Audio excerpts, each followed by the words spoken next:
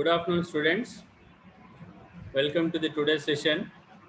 Today we are going to discuss about email security, Unit 4. So generally, we use the email service to communicate each other through via messages, or if you want to share any information, any attachment that you can send to the one person or to many persons also you can send at a time. That email service is there.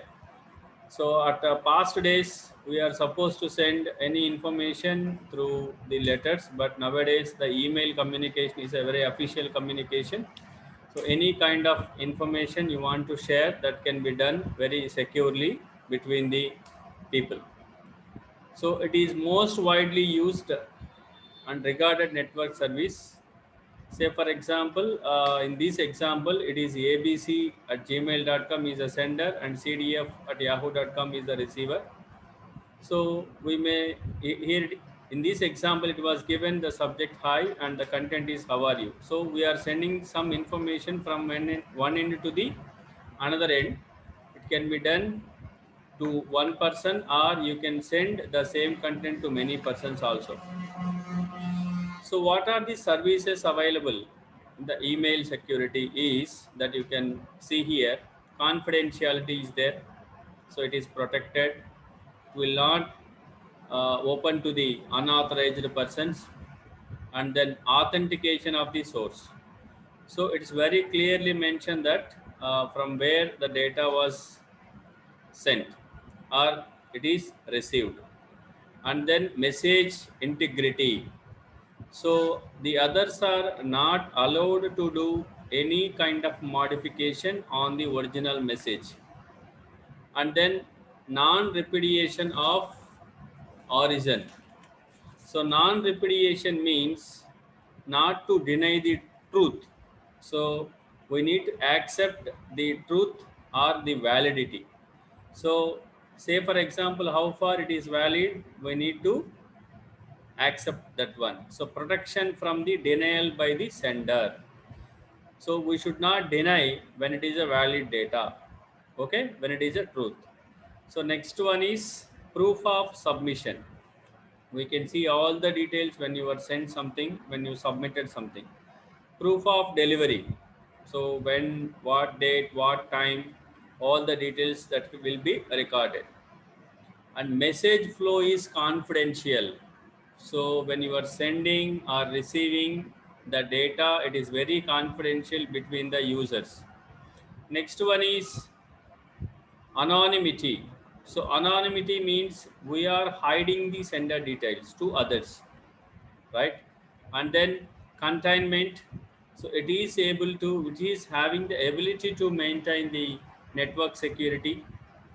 Audit, self destruct, message sequence. So if anything is identified, it can be destroyed itself. Okay, that also we can enable in the email service. So these are the services available in the email to provide the security. And then what are the possible attacks can be done over the email? One is phishing attack.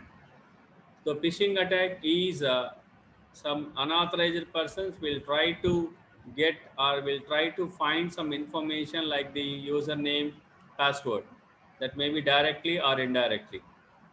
And then malware distribution. So it is a software which is distributed to interrupt the users. And then spam attack. So some information which is stored in the spam that try to attack, that can be happened, that we call Gmail attack also, junk mail attack also. And then denial of secure attack. See, attackers will send the bulk email, either make overflow or crash. So when you are sending the bulk mails, so that time it will happen, and sometimes it will be overflow and sometimes it's rarely will happen. So these are some possible attacks are there on the email. And the first concept in this is PGP, pretty good privacy. Okay, this one is developed by Phil Zimmerman. Okay, so it is a widely used factor to secure the email. It was selected as a best available cryptography algorithm to use integrated in a single program. So this is used one of the as a algorithm to provide the security to the emails. So it can be available on Unix operating system, PC, Macintosh, or Amiga systems. It is work all these operating systems. So actually, it was free. So now the commercial versions also available. See the many softwares which are available in the market, or we can find that all our free versions will be there, and in a similarly we can have the commercial versions also. Commercial versions are more secure. We need to pay the license, pay for the license, then you can utilize for the a particular time period. So what are the services, the PGP services? The first one is the authentication, and the second one is confidentiality. Authentication means from where you are sending. So you are performing the encryption with the private key at the sender side. That we call it as a authentication. The confidentiality means the data which is sent to the destiny, that has to be secured. We call it as a we call it as a confidentiality. Means we use the private key at the destination side. And then the compression.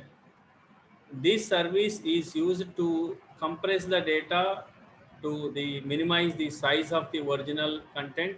It is another service. And then email compatibility, and the last one is segmentation and reassembly. So the data, if the size is huge, it is going to be segmented, means it is divided it into parts at the sender side, and at the receiver side it may be reassembled. So these are the services available. Now we will see the first one, authentication. See, observe this diagram here. The message, the original message, sender created the message here. So this message is, you can observe here, this message is sent. Here we are performing the hash function. Okay, on the message we are performing the hash function, and this hash function, the output we call it as a hash code. Okay, the output we call it as a hash code. So on this hash code, you can observe we are performing the encryption. We are performing the encryption with the private key of A. So I told you authentication. So at the time when you are saying the authentication, you use the private key of the sender to perform the encryption. Okay, so you are performing the encryption here on the hash code, and then you are appending this output with the original message. So that you can see here, the original message is appended with the output of the encrypted message here. Okay, so both of this appended message is given to the Z function. So we call it as a compression function, which is going to compress this output, and then it was sent to the destination part. Okay, see here, the original message M is created, and here we are using the hash code. Say for example, it is a SHA algorithm is used, and it will be generated the 160-bit hash code. Okay, so on this hash code we are encrypting with the RSA algorithm by using the sender's private key, and this result is attached to the original message. Okay, and now you can see it was sent to the destination. So at the destination side, see, you are performing in the reverse. You will do that here. At last you are performing the compression function at the source side, and at the destination side first you have to perform the uncompress that one. So which is inverse. Okay, which was compressed and it was bringing to the original one, that you are performing here. And after that, that is, see here, it is divided into two parts. One is the original message here, and the next one is encrypted part with the public private key of A and the hash code of M, that you can observe here clearly.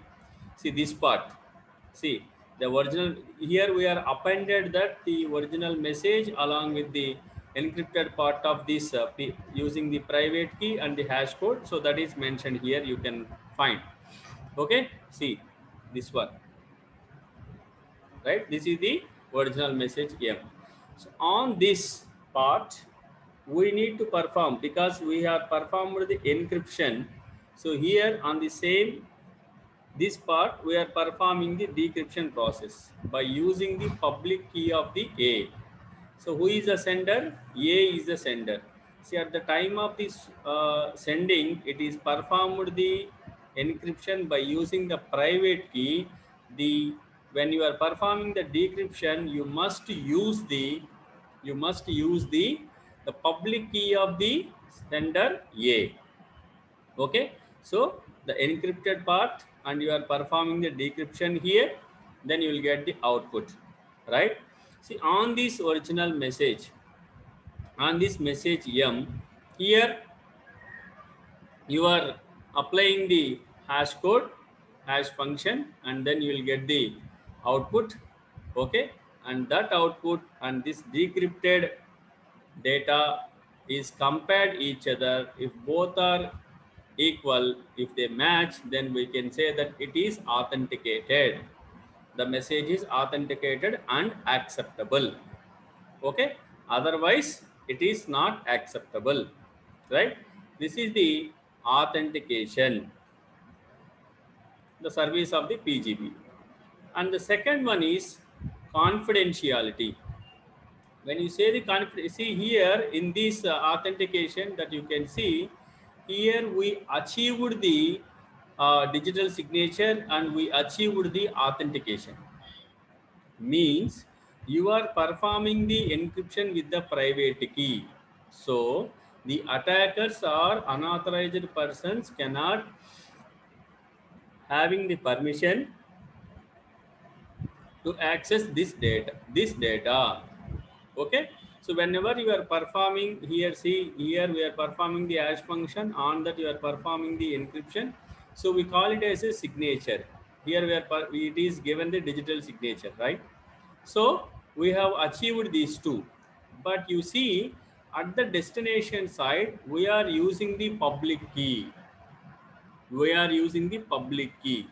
So as we mentioned many times, the public key is a open source or an open key which can be used by the all the users.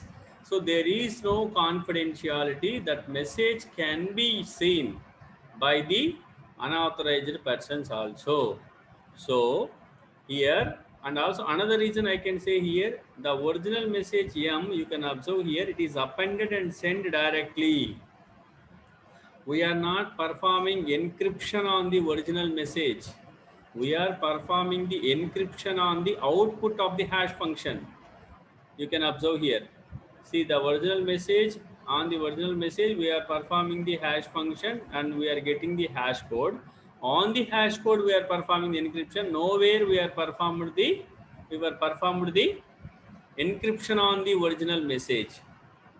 Okay, so there is no confidentiality on the authentication service. There is no confidentiality, so we achieved only authentication here. So next one is the confidentiality. So here the sender, see here the sender generates the message. Okay, and now you can observe here it is a compression function. This compression function we are using on the message M. So the output of the compression function, here we have the EC. EC means conventional encryption. What do you mean by conventional encryption? It is a symmetric encryption process. Conventional encryption means symmetric encryption process. So what is a symmetric encryption process? Symmetric, asymmetric we were discussed. Symmetric encryption means at both the sides, sender side and the receiver side, we use the same key. So EC represents conventional encryption. So here we use the conventional encryption, means symmetric encryption. So we use here the same key at both the ends, means at the sender side and at the receiver side we use the same key, right? So in this compression function output, on this compression function output, by using the secret key KS, we are performing the encryption. Okay, so after that we got the output, and see here, by using the same secret key we are performing the encryption process by using the public key. Okay, and these both were appended, these the both are appended. Okay, appended and sent to the destination, right? And sent to the destination. So here we need to perform, see here we are performed the encryption. E means encryption by using the public or private key. So this part you have to decrypt. You can see here we are performing the decryption. What is the key we used here? Public key of the receiver. So here you have to use the private key of the receiver, private key of the receiver. So you are performing the decryption. So after performing the decryption, what we will get? DC. So here you can see EC. What is this? Conventional encryption. This is what? Conventional decryption. This is what? Conventional decryption. So both are given here. We are performing the decryption process, and after that, see, after this, here we are performed the encryption. The compression part output is we performed the encryption. Now after performing the decryption, we do the reverse. That compression part will be reversed. So that compression part is back into the original content. So finally we got the message M. Okay. So now in this particular this one, this in this diagram, we can see that we were given the confidentiality. See, at the destination side, the others cannot use because it is the private key of the B. See, A is the sender, B is the receiver. Okay, the public key of B is open to all. So any sender, say for example A, C or K, for example, any of these user can use the public key of B and can send the data. But at the at the destination side, it is the private key of B. So it is existing with the B only. So no other user can get the private key of B to perform the decryption process. So here we are achieving the confidentiality. So the confidentiality is achieved here. So that you can observe by using the private key P or B, we are performing the encryption. Finally we are getting the original message. Okay, so this is what first we have seen the authentication, and now we are seeing the confidentiality. Okay, but at the sender side there is no authentication, it is open. So any of the what I told, any A, C, K, any user can use the public key of the B, can send the information to the B destination, right? And next one is confidentiality and authentication. So in the first case, we were seeing only authentication is provided, but there is no confidentiality. In the second case, we were seeing only confidentiality, there is no authentication. So what we can do here? So if we combine both the cases, then we can achieve the both authentication and confidentiality. Both we can achieve. See here, both services on the same message. You can observe this diagram very clearly that it was merged. the both the diagrams are merged here. See, the original message we are taking here. On the original message we are performing the hash code. Say for example any SHA algorithm hash function we are using. So this hash function is output of the hash function, we call it as a hash code. We are performing the encryption process using the private key of A. So A is the sender and B is the receiver. Here we are using the private key of A. So we have the authentication now. We have the authentication, right? So it was appended. The original message is appended with the output of the encryption process. So this is what we were seeing where in the authentication. And now this output is compressed with the function Z, and then what we are performed, what we were discussed in the confidentiality, the same process we do here. Okay, it is a conventional encryption process. We are using the secret key KS. So the same secret key we are using for encryption of the this one and encryption with the public key, and both were appended, and then we are sending the data. So by seeing this diagram, you can observe that. So here we are achieving the authentication, and also we are achieving the what? We are achieving the confidentiality in this diagram. So what we were done, just we combined both the authentication and confidentiality. Okay, so that so that so both the services can be given in the given at a time. Okay, see here compressed, and then we were given, it is a conventional process using secret key, we have performed, appended and given, and this output. See what we have performed here, encryption. So we are performing a decryption by using the private key, and then DC decryption process, conventional decryption process. Here you are uncompressing the data, and then you will get this one, the original message, and encryption of PRA and H of M. So this we will get, and again we are performing a decryption. See here, for this EP we are performing the decryption process with the public key of A. So here we used the private key, and here we are using the public key, and this is public key of B, and here private key of B. Okay, and then finally we compare both. If both matches, we say it is a valid, otherwise it is an invalid. We will not accept it. Okay, so this is about the services, PGP services. One is confidentiality, another one is authentication, and then both confidentiality and authentication. So in next class, we'll see the remaining part. Okay.